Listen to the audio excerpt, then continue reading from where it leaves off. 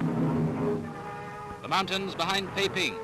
In the air, white smoke and dust, the roar of continuous bombardment. The Japanese and Chinese armies clash in this most terrible of modern wars.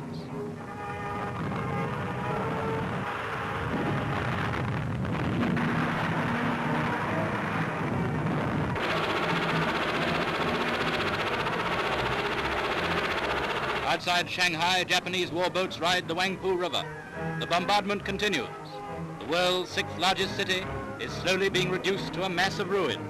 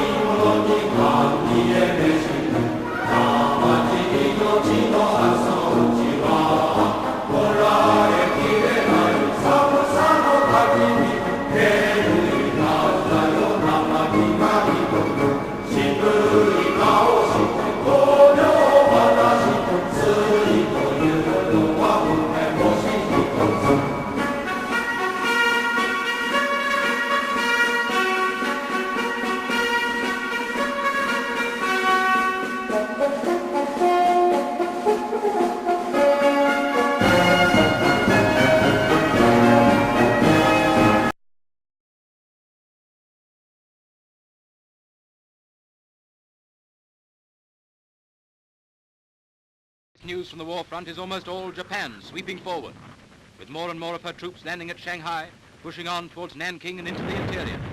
China's resistance seems to be at an end, but is it? This is the Orient, and strange things happen east of Suez.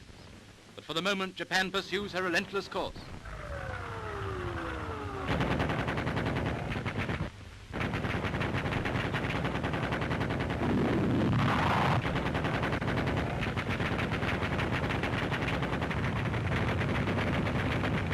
And in the advance, our cameramen are up in the fighting lines, their cameras rocked by the concussion of the guns.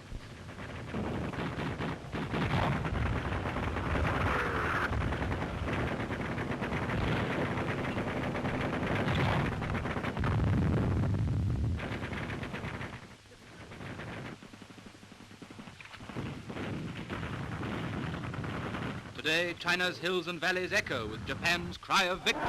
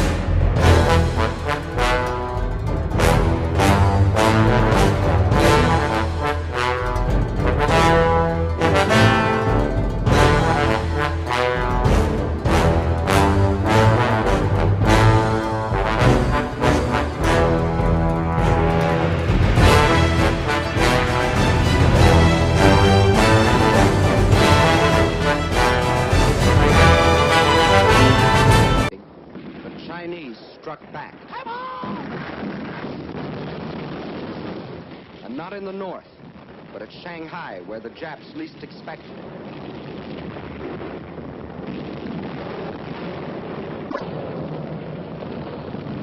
To understand the fighting that followed, we must know something about the city of Shanghai itself. Situated near the mouth of the Yangtze River, it is the biggest city in China. As the largest seaport in the Far East, it dominated the commerce and foreign trade of China. And through its great docks and channels passed most of the wealth of the Orient. In Shanghai, truly the East met the West.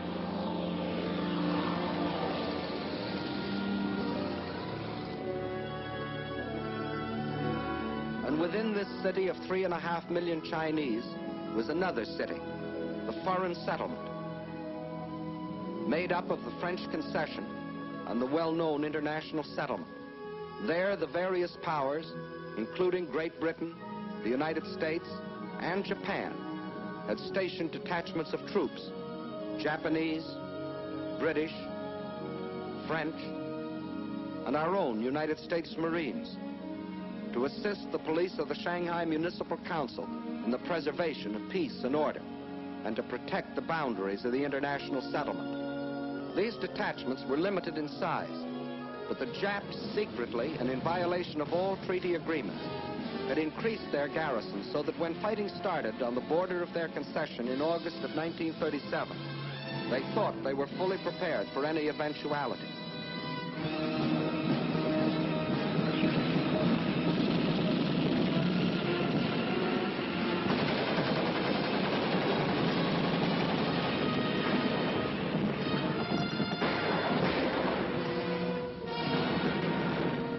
The force of the Chinese counterattack almost drove the Japs into the Wangpu River.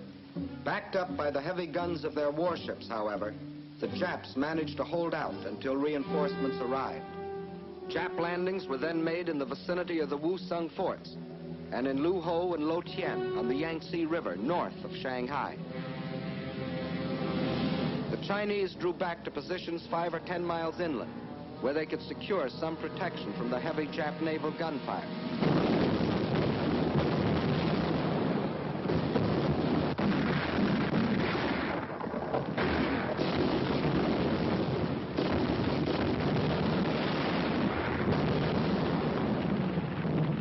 At the same time, the invaders succeeded in making a surprise landing some 20 miles to the south of Shanghai, put 2 divisions ashore, and pushed rapidly north to outflank the city.